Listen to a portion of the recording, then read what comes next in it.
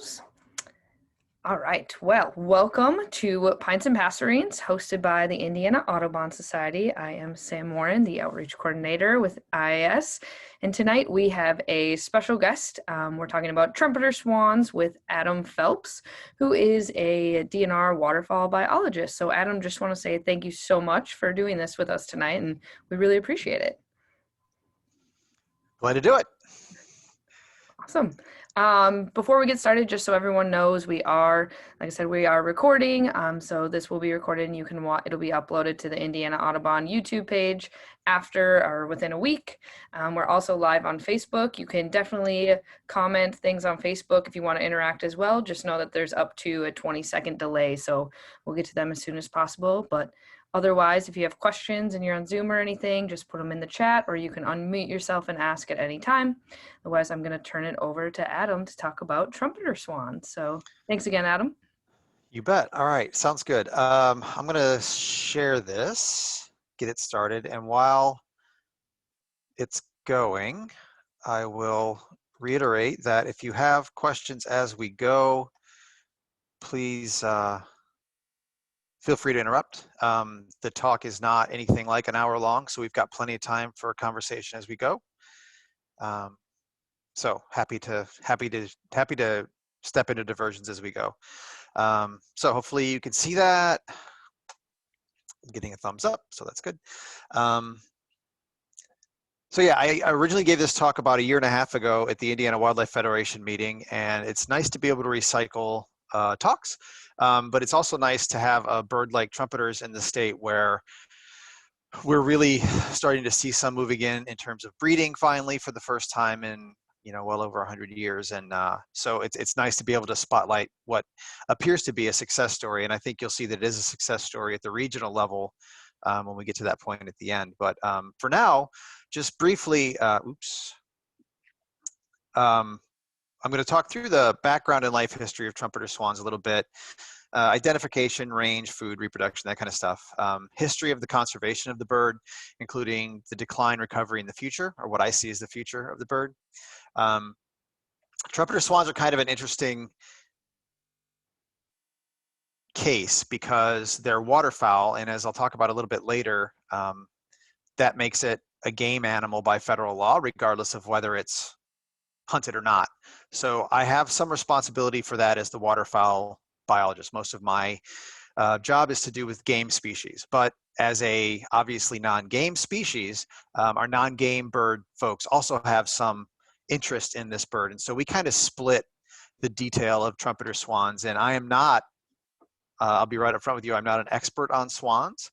I could maybe be considered an expert on some things when it comes to waterfowl, including maybe Canada geese or harvest of ducks, but swans are not really where I'm an expert. However, I learned a tremendous amount pulling this talk together, and I think you get something out of it. So the other thing I wanted to share is that the USDA Wildlife Services Office out of Purdue helps us a great deal in tracking trumpeter swans in Indiana as they're returning to breeding status in the state. So one of their biologists in particular spends a lot of time in northern Indiana and is responsible for reporting at least some of the new pairs and cygnets that have turned up in the state, which is really cool.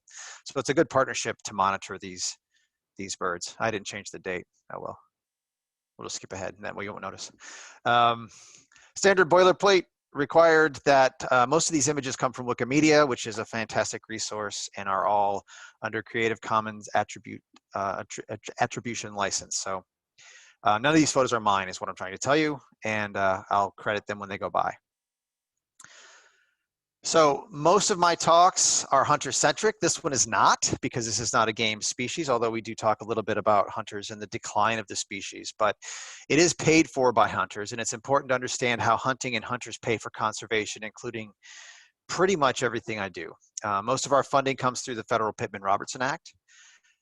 Everyone involved or interested in wildlife conservation needs to know that under the current model, hunting license dollars and federal excise taxes on firearms and ammunition pay for the vast majority of conservation performed by state wildlife agencies.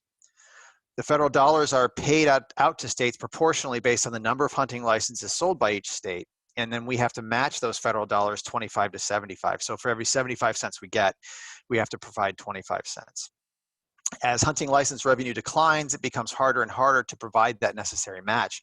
So buying a hunting license, even if you don't hunt, provides far more funding than the fee that you pay for your license due to that 3-to-1 federal match. So just, I find that a lot of people I talk to, both hunters and non-hunters, don't really understand that hunting pays for conservation in most states, and I think that that's really important to have that information out there. So, the swans. The trumpeter swan is one of the most iconic of North American wildlife. It's the largest species of waterfowl in North America and the world, with a weight of about 25 pounds for big adult and a wingspan of about 6 feet. So these are huge birds. In Indiana, we have 3 species of swans that occur. The trumpeter swan, our middle bird here, are huge white birds with a black bill, with a sloping forehead. There's never yellow in the lores, so they're between the eye and the bill. And the eye is difficult to distinguish from the bill. You can see it sort of runs together. Where the bill meets the forehead is V-shaped rather than rounded. But for me, the way that I look at these swans is just based on head shape. So trumpeter swan, to me, has the canvasback type shape head where the forehead slopes directly into the bill, whereas a tundra swan looks more like a redhead. It's got that rounded shape in the front and then tapers down with the bill. The mute swan is, of course, an exotic invasive, and it is distinct from the other two because of that orange bill and the giant black knob at the base of it. Most wintering swans in Indiana that are not mute swans will be trumpeters. And in fact, most of the wintering swans I see during my surveys in the wintertime are trumpeters, not mutes, although they're around. Tundras we have, but pretty much just on migration on their way to the coast. The yellow on the bill for tundra swans is quite variable and not always noticeable, so that's not really a good field character because they can appear almost all black. I really like head shape to tell my swans apart. Juveniles are gray through their first winter and they lighten up through their second summer. I wanted to point out this, I like this photo because you can really see the V shape on the front of the face where the bill meets between the eyes. And that's an important characteristic. The bill gradually darkens over the first 18 months to black by their third summer. And so to compare that, on a juvenile mute swan, the bill is gray where in the same places where it's orange on an adult. So the bills are very different color, even though that knob isn't present on the juvenile mute swan yet. So they're still easy to distinguish based on bill color and shape. And that hopefully will become more and more important in Indiana as we get more and more breeding trumpeter swans. Mostly tonight we'll be talking about the Mississippi Flyway portion of the, of the interior population, yeah. So that's those birds there. This map is from the 2015 Federal Trumpeter Swan Survey Report. So Indiana is not shown as having any breeding swans yet because we didn't in 2015. And we'll talk about how that has changed in a minute. So there are several different populations of trumpeter swans. Again, the one we're going to talk about is the interior population. It's the one that I've really drilled down on, the one we talk about obviously the most, since it's the one that occurs here. But our birds share genetics with the other populations, as you'll see, because that's where some of the reintroductions came from.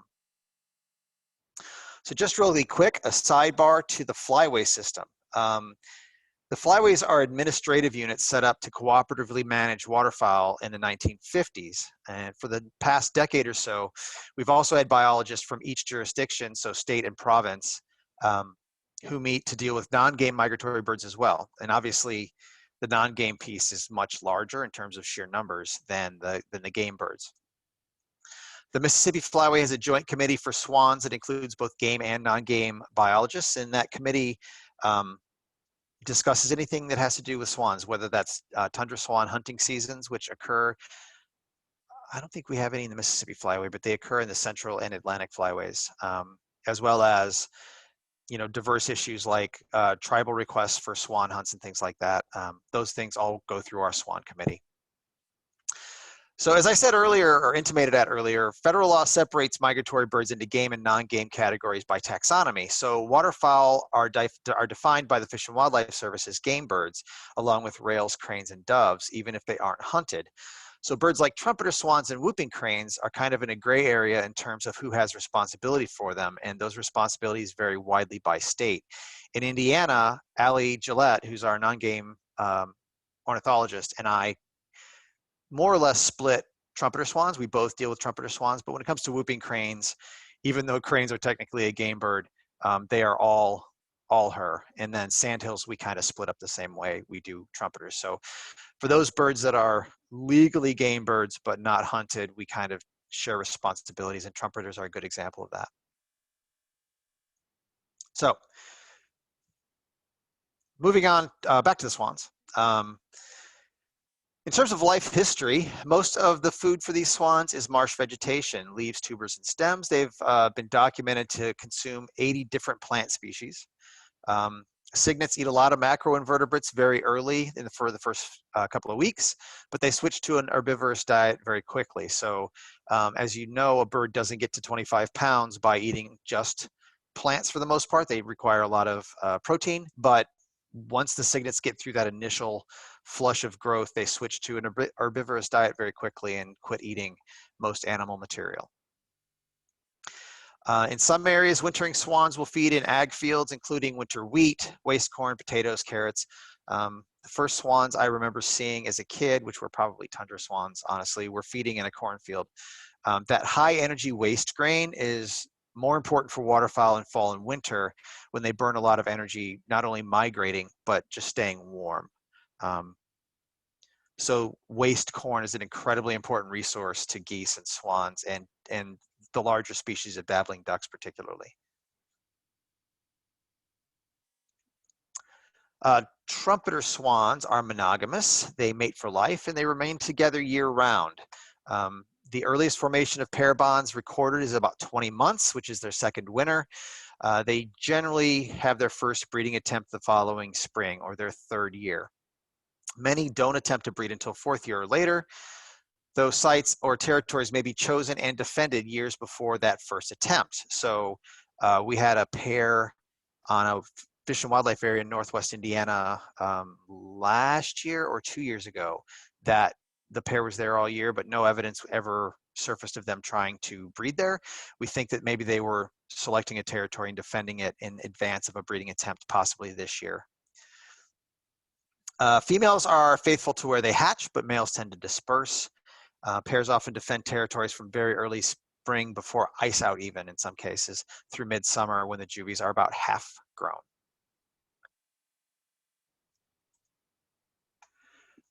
The nests are built in emergent marsh vegetation and are often used for several years. Most are on muskrat houses where muskrats occur, but in Alaska where there are no muskrats, they are built among the emergent vegetation. So there's the thing I learned in putting this talk together. I had no idea there were no muskrats in Alaska. So there you go. Adam, that photo that you showed showed 7 or 11 babies. Is that pretty common number? That's huge. Seems huge. The previous slide? Yeah. Yeah, those are, I'm pretty sure those are blue-winged teal. Just hanging out with them. I can't see them for sure, but I think based on that one's long bill, I think they're blue wings. Because they only have like 2 or 3, don't they? The swans, usually. We'll get to that. I can't remember off the top of my head. Okay, thanks. Sure. It's funny because as I was flipping through this talk this morning, I was like, I wonder if people are going to think those are babies. Okay, so densities on wetlands, ponds, and lakes are dependent on habitat quality, but they can occur on tiny marshes to huge lakes with multiple pairs sharing water bodies where the habitat will support them. As a side note, in places with exotic mute swans, we might be seeing limitations on trumpeter expansion because of habitat saturation by mutes. So that's an issue that as we have more and more successful reproduction in Indiana, we're going to be wrestling with. Both sexes build the nest. Here we go. Clutch size is typically 4 to 6 eggs, but a range of 1 to 9 is not uncommon. So that's what I would have guessed. Most waterfowl have fairly large clutches, which is why we have so many geese. But in general, historically, of course, they didn't have great nest success. Trumpeter swans may be, once they hatch, I would expect that most of them do pretty well at fledging. I wouldn't expect a large proportion to fall to predators just because they're so large. We were talking a little bit beforehand about predatory pressures on things like ducklings, and we think about hawks or raccoons or foxes eating ducklings, but there are also snapping turtles and largemouth bass and northern pike that also take huge numbers of ducklings from below the surface of the water. So it's really tough being a duckling or even a gosling in some places, but swans are a little bit bigger, and so once they hatch, they're in a little bit better shape. Eggs are laid every 2 days and hatch after about 34 days of incubation. Females take about 2.5 hours of break per day during incubation, usually broken up over 4 to 6 bouts, mostly to feed. Males may guard the nest while she forages or drinks, but the female, it seems, actually does all the incubation. They incubate with their feet rather than their belly, so they put their feet on top of the eggs, which I think seems so precarious to me. Nest success is typically very high because they're such large birds, so mammalian predators are too cowardly to attack the nest. It's a 25-pound goose. That's what we're talking about here. And think about what an 8-pound goose can do. These things are really massive. Hey, Young Adam, game. Yep. do you know of any other waterfowl species that incubate with their feet, or have you just seen or heard of the swan? I don't know for sure. I know that most ducks and geese actually develop a brood patch, so that bare spot on their chest where the mother contacts the eggs. I'm guessing tundras probably do the same thing, but I don't know. I haven't really given it any thought as to why that might be as compared to having just a bare brood patch like most other species. Mm-hmm. I mean, obviously, any waterfowl has really good heat exchangers in their feet so that they can not lose all their body heat to the cold in the wintertime, right? So it's probably very efficient. It just seems very precarious and or dangerous to me to try to perch yourself on those eggs. It might be a function of size of the eggs too. Like after a certain point, they become fairly strong. I just don't know.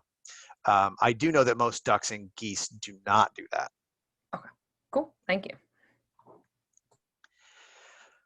So young gain flight at about 90 days. They stay with their parents through the first winter, but are chased off when territorial behavior starts in the spring. So also just kind of as an aside, Canada geese, which also mate for life, frequently keep around one of their young for that first year after it hatches as a helper. So a lot of times when I'm doing goose surveys, I'll see 3 and they count as a pair because it's usually the mom and dad and then one of last year's young that sticks with them. Swans don't seem to do that. Where open water remains, many interior population swans remain sedentary. That is primarily because that migratory tradition that birds have is learned from parents to offspring, and that tradition was lost when they were initially extirpated. So most migrating trumpeter swans fly relatively short distances. In Indiana, many trumpeters winter in southwestern Indiana near rivers or on lakes on reclaimed strip mine lands. I see a lot of these things on the White and Wabash River, primarily the White River actually, and also on power plant cooling lakes. So the one at Cayuga typically holds or has held a lot of them, and the one at Gibson has held a lot of them. Those are the 2 I typically fly over the most. When they do migrate, they do so in small family groups rather than large flocks. And again, when I see them, I typically see 4 to 8 at a time, not hundreds. So now for the sad part of the story.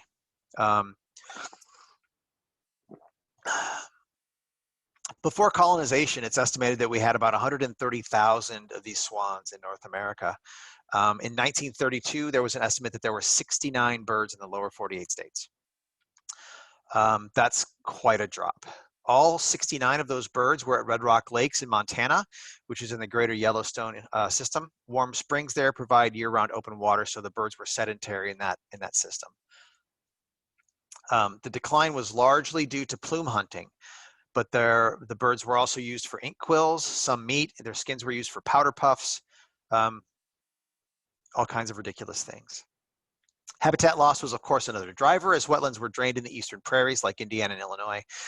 This image I really liked, and you can actually see the scan. It was from the Library of Congress, but you can see the scan line down the middle from where it was folded.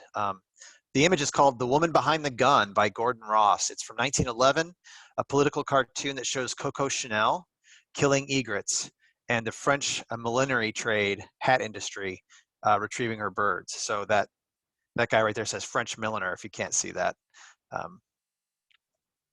So this is sort of the turning point politically of when this is really starting to become unfashionable. So in terms of turning that tide, Harriet Hemingway and her cousin Minna Hall, who were Boston socialites, started a movement to get rich Boston women to stop buying plumed hats. They eventually founded Mass Audubon, which became the National Audubon Society. Pressure from her and her group got the 1913 Weeks-McLean Act passed nationally through Representative John Weeks and Senator George McLean from Massachusetts. This was the first law to regulate the shooting of migratory birds and the predecessor to the 1918 Migratory Bird Treaty Act, which affects pretty much everything I do professionally. This law effectively ended market hunting. So remember, market hunting was a huge driver in the decline of many migratory birds, especially waterfowl, but also, any white bird with long feathers because of the hat trade. Birds were shot en masse using huge punt guns in some cases, basically almost cannons loaded with bird shot. Those birds had to be shot in huge numbers to feed Eastern markets because in the days before refrigerated train cars, large percentages of those shot birds that were shipped to the markets in Chicago or New York spoiled before they could even get to market. So it was an incredibly wasteful practice and a really hateful time of our history that I think a lot of people don't know about. So in terms of restoration, the first restoration efforts were from Red Rock Lakes to La Creek National Wildlife Refuge in South Dakota in the 1960s. Birds were brought from those locations, as well as eggs and birds from the Alaska flock for other state restoration efforts. So the birds from Red Rock Lakes, some of them were taken to La Creek, and then those two populations were largely the seeding populations for all of the restoration efforts we're about to see, as well as some blood coming in from Alaska. In Minnesota, in the 1960s, 40 swans were brought from Red Rock Lakes to the Hennepin County Park Reserve District to establish a breeding flock. This was the first breeding in Minnesota since about 1880. The DNR got involved in 1982, so 22 years later, sourcing eggs from Red Rock Lake, La Creek National Wildlife Refuge, and the Minnesota and Brookfield Zoos, that's in Chicago. Egg collection continued throughout the early and mid-1980s with incubation occurring on a Minnesota DNR wildlife management area. Over 60 swans were released from 1987 to 1994 at various sites around the state. More than 2,000 breeding swans were in Minnesota as of 2004. Current estimate is about 20,000. Minnesota is the shining star of the interior population of trumpeter swans. And we'll talk more about what those numbers mean in a little bit. I cheated, I used this picture twice apparently, I didn't realize that before, but in terms of Wisconsin, in 1989 they were reintroduced. The last sighting before that had been in 1937. They brought 60 eggs in from Alaska and incubated those eggs at the Milwaukee County Zoo. The recovery goal was to have 20 pairs by 2000, by the year 2000. They had 44 in that year, and as of 2019, they had almost 6,000 in Wisconsin. It was removed from the state endangered list in 2009. In Michigan, in 1991, 10 two-year-old birds were reintroduced to Saney National Wildlife Refuge. Eggs were collected in Alaska and hatched and raised at Michigan State University. A pair of those fledged 2 cygnets in 1992. By 1994, 44 had been released. And by 2010, an average of 32 pairs were producing 87 cygnets annually. And that's just at Saney National Wildlife Refuge. So that doesn't count the ones that had dispersed from there. In the 2015 federal survey, there were about 750 swans in Michigan. And so, especially in some of the marshes around the Great Lakes, as Michigan works to get their mute swan populations under control, additional expansion of trumpeters seems really possible, or even highly likely. So the first trumpeters I ever saw was on our honeymoon when we went to Saney. It was really cool. That was a while ago. So that was 1998. So they hadn't been there a real long time by then. What did I say, 1991? So they're still a relatively new flock then when I saw them last. In Iowa, this is one of my favorite photographs I've ever seen. I just would love to know what he's saying. He looks so angry. He looks like he's just yelling about something. Stay away from my swan. The last documented nest was in 1883. A restoration plan was developed in 1993. Wild birds hatched 3 cygnets in 1998, with 5 more in 1999 and 2000 each. Between 98 and 2011, over 600 cygnets hatched in Iowa. And then in 2010 and 2015, they brought in an additional 184 swans from various locations. So Iowa started a little bit later and still doing very well. In Ohio, started in 1996. They had a state goal of 40 breeding pairs by 2020, or for 3 consecutive years before consideration of delisting at the state level. In 2019, there were 84 breeding pairs, mostly in north central Ohio, around Lake Erie, of which 50 were successful at fledging 196 cygnets.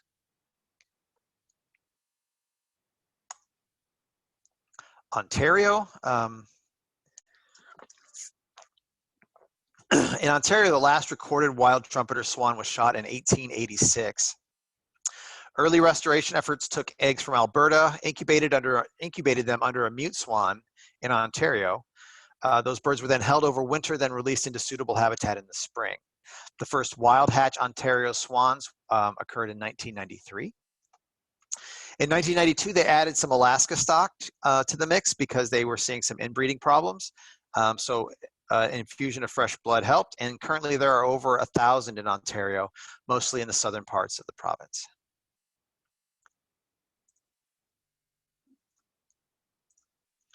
And in Indiana, most of this information comes to us from Carl Vogelweed, who is with USDA's Wildlife Services. They track trumpeter swan sightings while they are out looking for mute swans, basically. There have been no reintroduction efforts in Indiana. So all the birds that we're going to talk about here during the breeding season are from natural immigration. In 2017, we had the first documented cygnet in Indiana since we don't actually know when. It was in Steuben County in northeastern Indiana, a single cygnet. In 2018, we had a pair documented up there again with no cygnet. In 2019, nest and cygnet in Lake County, and another pair in Newton County with no nest. Again, that might be that typical territory scouting in the year previous to the first nesting attempt. There were also pairs in Steuben and Noble counties, but we don't know about production for that year.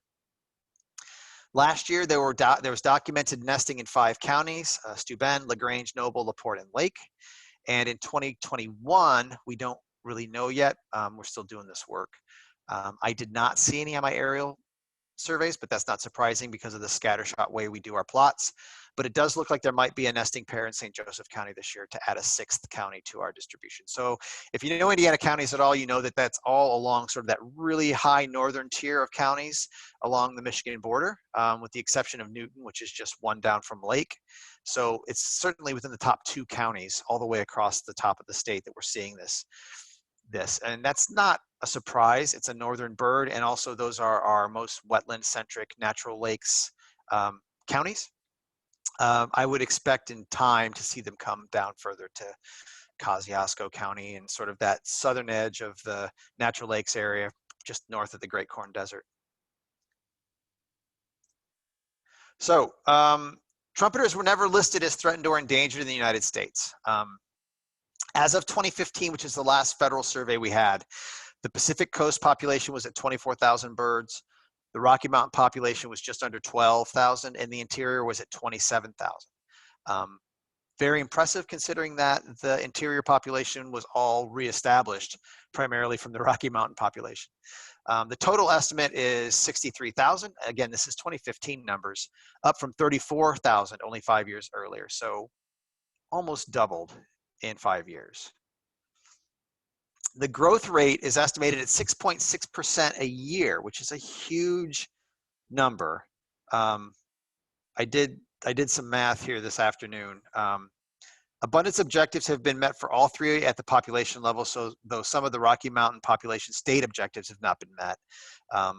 There was not a 2020 survey. The feds, with the growth rates the way they are, no hunting pressure, so very low mortality, it was decided that the survey probably wasn't necessary at this point. It was a bird that was in no danger of becoming extirpated.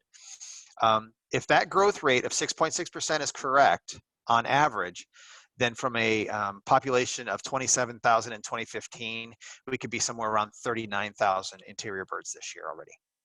So it's a huge increase.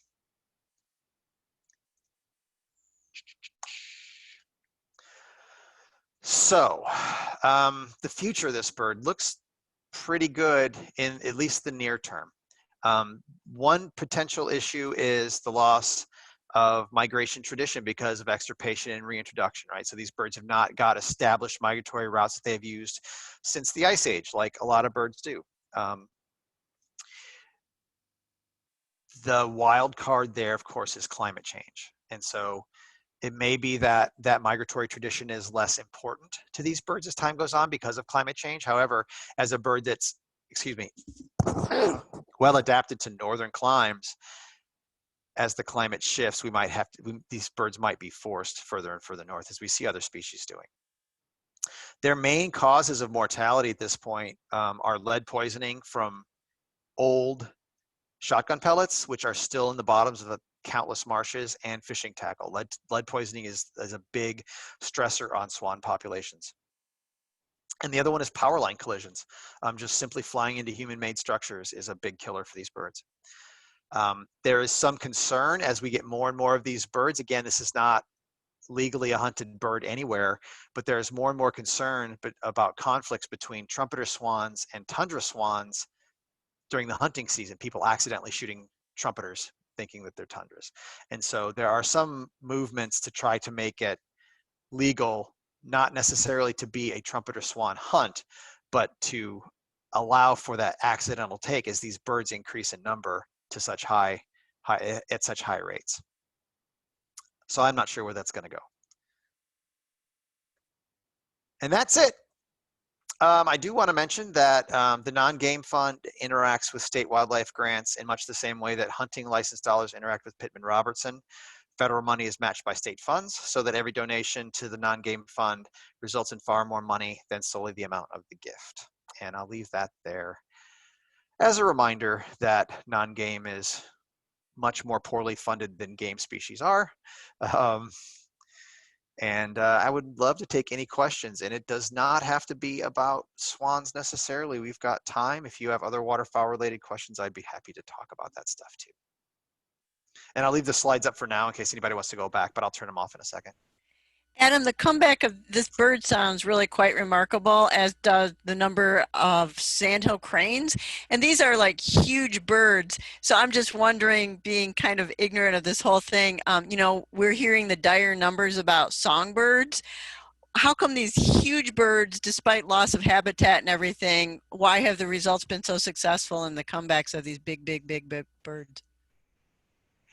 It's like I've got a plant in the audience. This is perfect. That's the perfect question. So we talk about this a lot because it's not just these big birds that are doing well. It's wetland dependent birds that are doing well, waterfowl in particular. And the reason waterfowl are doing so well is because duck hunters have been buying duck stamps since the 1930s and putting habitat on the ground. So throughout the prairies, waterfowl are the one clade of birds that did not decline in that billions of birds report that we saw last year. Waterfowl is the one kind of bird that's still doing really well, and that's because hunters are throwing tons of money at habitat conservation and have been for decades. The other thing that these birds have going for it, I mean, you know, look at that face. Like, these are giant, gorgeous birds, right? Bald eagles, another big bird that has had an amazing comeback. It has the benefit of being, of course, the national bird, but still, you can make little tweaks like, you know what, maybe DDT is a bad idea. Next thing you know, you've got lots of giant birds back in the landscape. Cranes, sandhill cranes in the mid-continent are exploding in populations. We're seeing more and more sandhill cranes in the same northern tier of counties in Indiana. I see enough on my accounts that I've been actually doing estimates for them the last few years. So I'm seeing nesting cranes every year I fly in the northern part of the state. There's water available. Those natural lakes are great places for them. And as they expand, as their populations get bigger and bigger in northern states, they're just pushing south. I don't really know that I answered your question. I kind of hijacked you and made it about funding for wetlands, but it's largely true, right? I mean, both the birds that you mentioned are wetland dependent species. Mm-hmm. And that is a huge part of why we're able to recover these birds in particular. Thank you. You bet.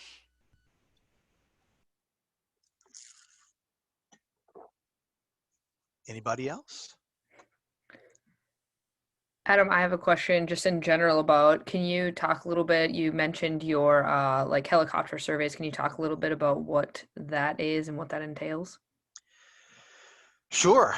Yeah. So we do waterfowl breeding population surveys. I'm going to get out of here. There's no reason for that there. We do waterfowl breeding population surveys every spring and have been doing the goose one since 1993. So that's how far back our data set goes.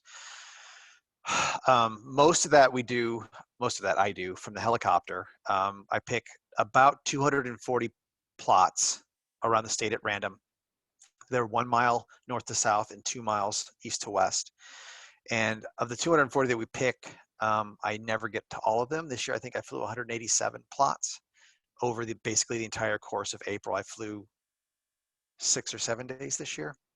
And in those counts, we count Canada's and mallards statewide. And then in the northern third of the state, I also count Bluewinged Teal, mute swans. Well, mute swans anywhere they turn up, I count. But sandhill cranes and Bluewinged Teal in the northern third, I also count because those are likely breeders. Yeah, and so then I produce a population estimate for those at the statewide level. Now, when I first started here, my first year I flew, the pilot was very reluctant to fly into some urban areas where we had plots. And so the second or third year I was here, I pulled those urban areas out in a GIS and came up with urban routes that we drive instead. And so we develop basically a statewide estimate minus urban areas and then an urban areas estimate. And then we just sum those together for our breeding population. So the same rules apply. Any mallard we see, we count. Any Canada goose we see, we count. Any mute swan we see, we count. But the northern ones are the only places where we count Bluewinged Teal. And you don't usually see sandhill cranes in urban areas, but it's happened. So yeah, we do that every year. Canada geese are really an interesting bird. I never would have thought when I took this job I would ever say that. I would have thought that a bird as ubiquitous as Canada geese, there'd be so much known about them that it would be pointless to study them, but they surprise me every single year. And that population rises and falls. We have a statewide goal of 80,000 birds, springtime birds before any young. Right now, well, last year, I should say, we were at about 112,000. So we're over goal. But 5 years ago, we were right at our goal because we had 2 or 3 years in a row when northern Indiana flooded like crazy in late April and just wiped out reproduction. So they're subject to the same vagaries of weather as any other bird. It's taxing. Like that, April is my busiest, hardest month because being in the helicopter just sucks all the energy right out of me. And then driving, of course, all the time is also really tiring. Luckily, we now have a full-time assistant waterfowl biologist, and she does most of the driving routes while I concentrate on most of the flying.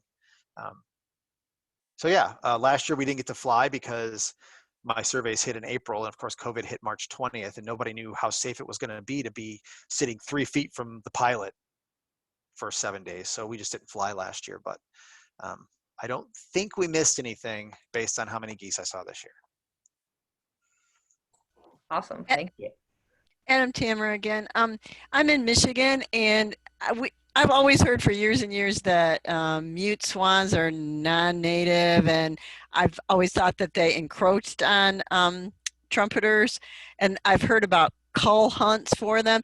But then I heard you say that at least in one instance, a mute swan was used to hatch a trumpeter swan. Where did mutes come from? How did they become so problematic, and do they really stamp out trumpeters?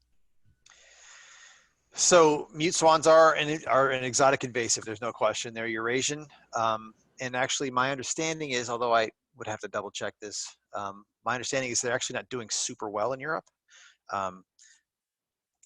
Here until very recently, they were doing very, very well. They were established as an ornamental bird on the East Coast and have spread since then. In recent times, the highest population densities in the country have been in Michigan. Previously, they were Maryland. Maryland did a very, very good job about 5 years ago, essentially eradicating mute swans from the Chesapeake Bay.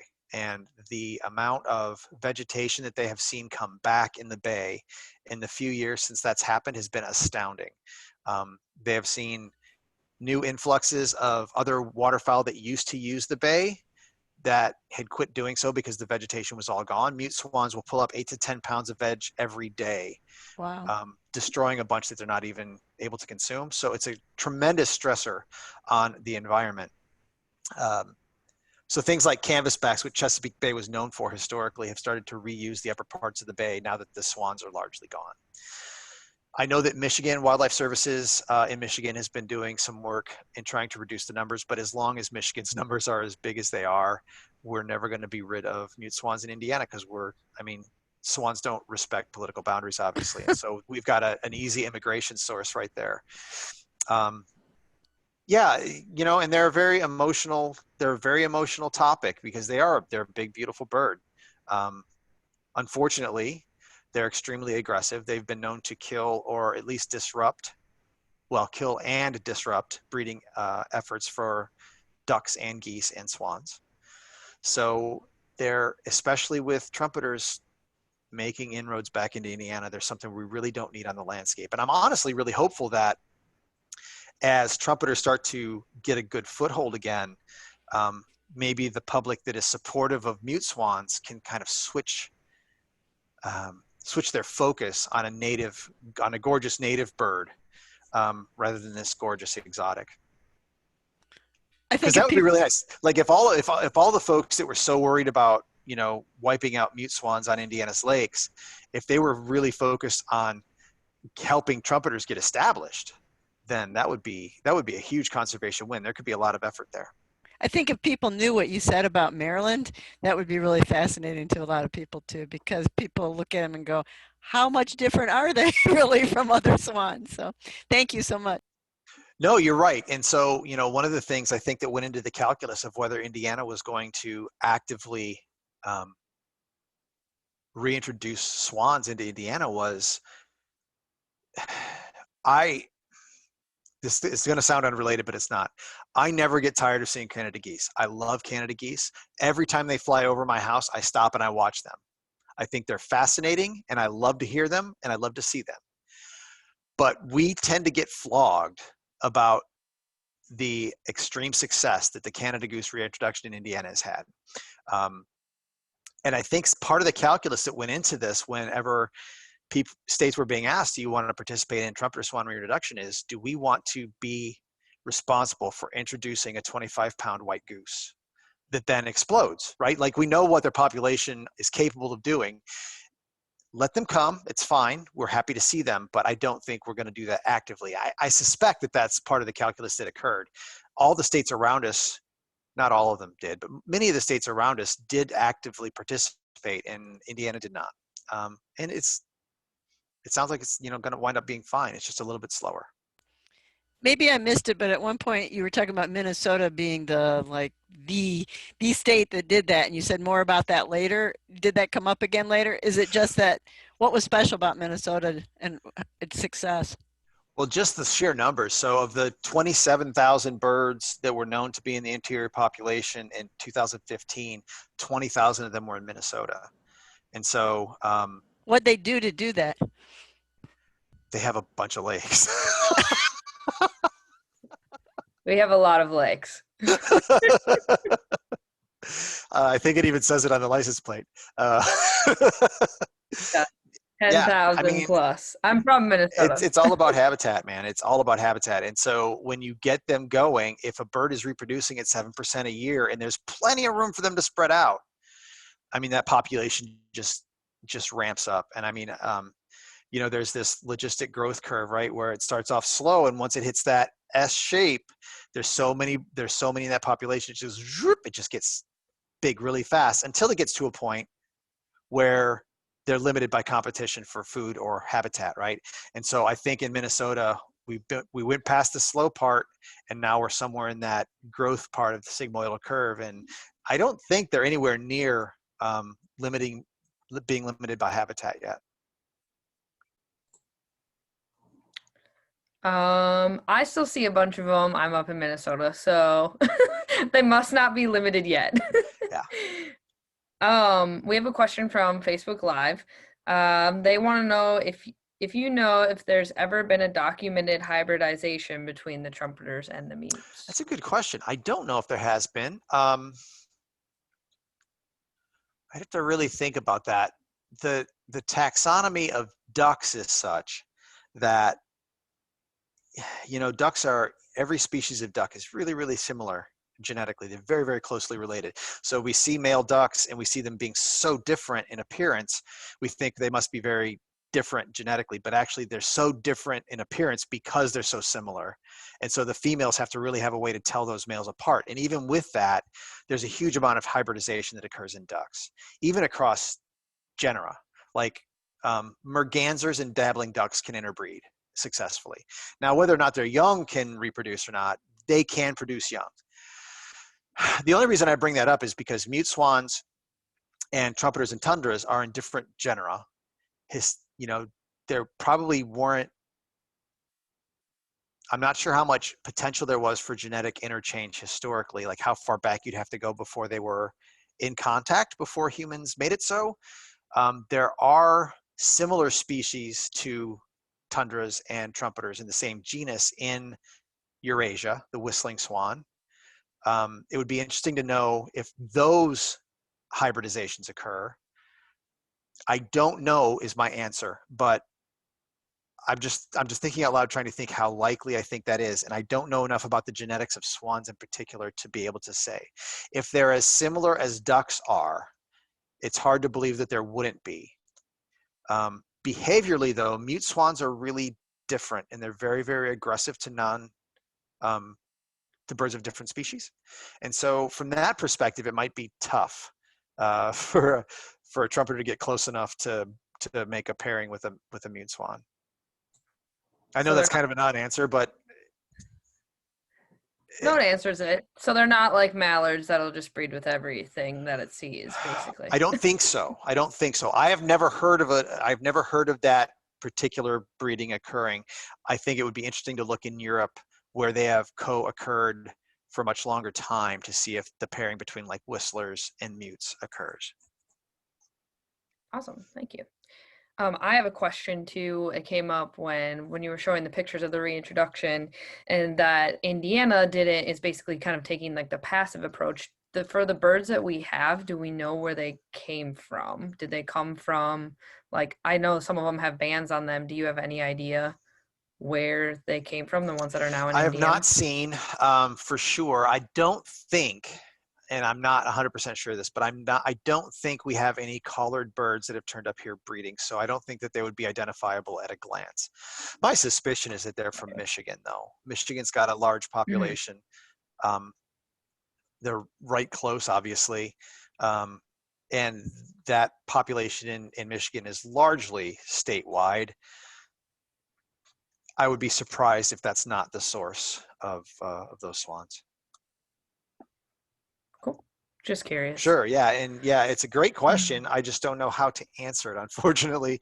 That's all right. I wish we had, you know, if one collared bird turned up, and they do turn up occasionally, especially in the wintertime, we'll get Michigan collared birds down here. Or we've had Wisconsin, and for sure Wisconsin, maybe Minnesota collared birds. I know Wisconsin's been collaring trumpeter swans for some time.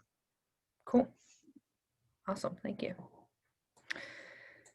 All right. Does anyone else have any other questions for Adam? Swans, waterfowl related? Otherwise, we'll give people a few more minutes on or another minute on Facebook just for the leg. But I just want to thank you so much, Adam, for doing this and taking time out of your evening to talk to us. I learned a lot. I really enjoyed the presentation as well. I did not, like I said, I'm up in Minnesota and I should really know more about trumpeter swans.